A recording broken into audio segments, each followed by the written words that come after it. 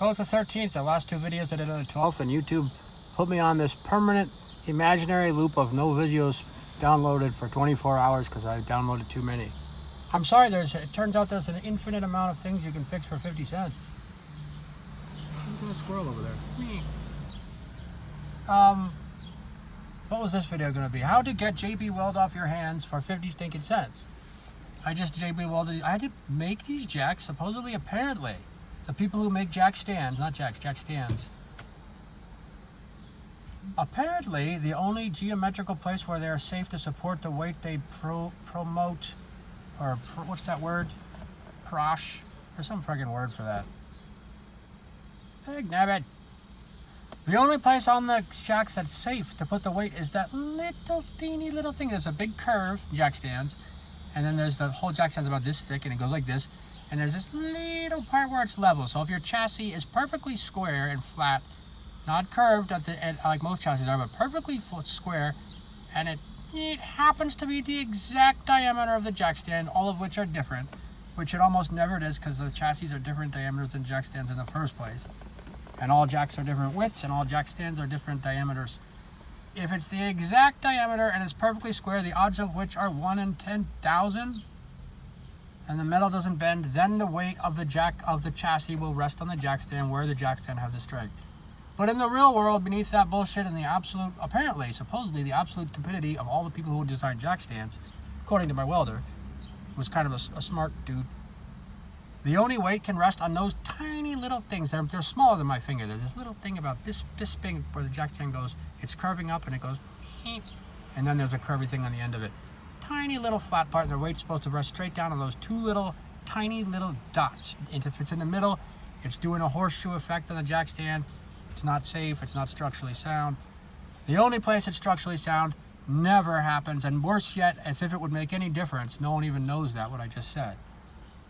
And what difference would it make? So I made my own thing, and it did cost more than 50 cents. I got a flat piece of metal cut at the metal shop, the exact diameter of the edges of the two edges of the flat thing.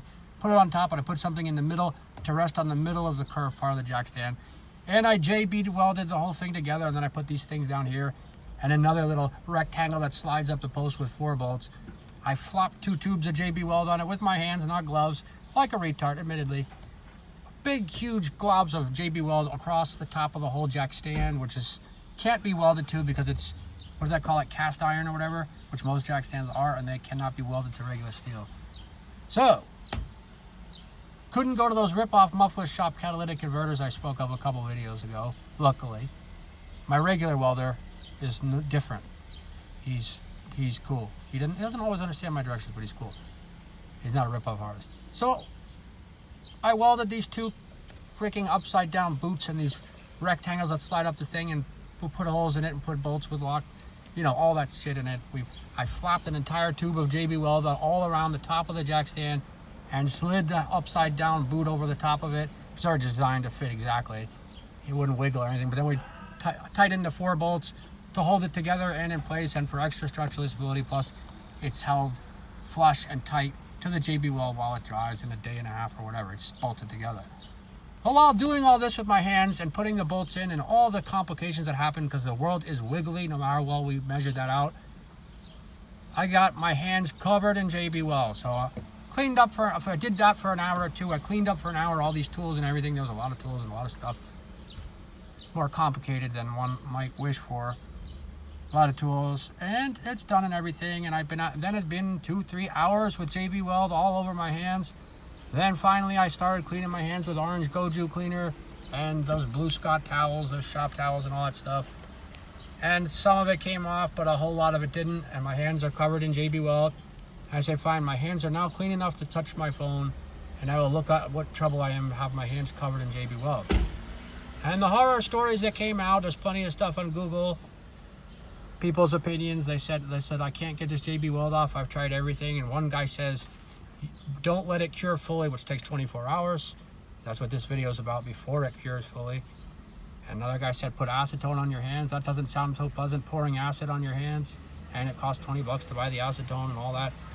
Another guy said, sand it off your hands. I don't exactly feeling like torturing myself by sanding my hands with a sandpaper or a machine sander.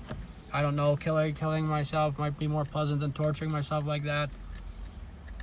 So finally, I said, let's see how smart everyone isn't. Let's see, perhaps all these people are not as smart as a 5th grader.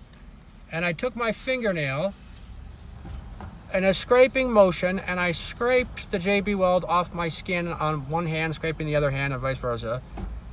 Because where the JB-weld is darkened and thickened, it's got some real three-dimensionality to it. Three-dimensional metabolism to it. You can dig your hand to the side of it, and you're digging a diagonal.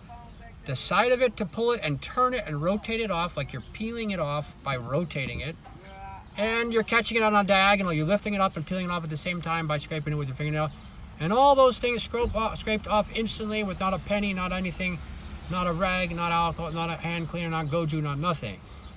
The place where it was gray and silver and flat and was starting to drying onto my hands, and it wasn't cured in 24 hours, but it was dry and flat and looked like this really fine flat stuff. There's no way to scrape it off, and I tried and attempted it. It wasn't. I got something with some grabbing power and some scrapability, very simply, a microfiber, a blue microfiber cloth, which you can buy a big bag of at Home Depot or whatever. They're good to have around for cleaning and stuff. You can put them in the washing machine when you're done. And I sprayed on it very simply some 70% alcohol. And in the end, the amount of alcohol, I put it in the washing machine and all that, but in the end, the amount of alcohol I sprayed on it was 50 stinkN-cNts worth. And then I took the thing and I used my fingertip behind it to go, or my fingernail behind it, but it was going like that, and each little microfiber was dragging that gray silver stuff off, and very quickly, about as quickly as just washing my hands, this was at the point where Orange Gojo cleaner did nothing. It very quickly peeled each little section off, which was totally all over my hands, here, and here, everywhere, both hands. And it was gone in 5 minutes, all completely gone. I think I already said the price that I paid for it, so be it, that's it.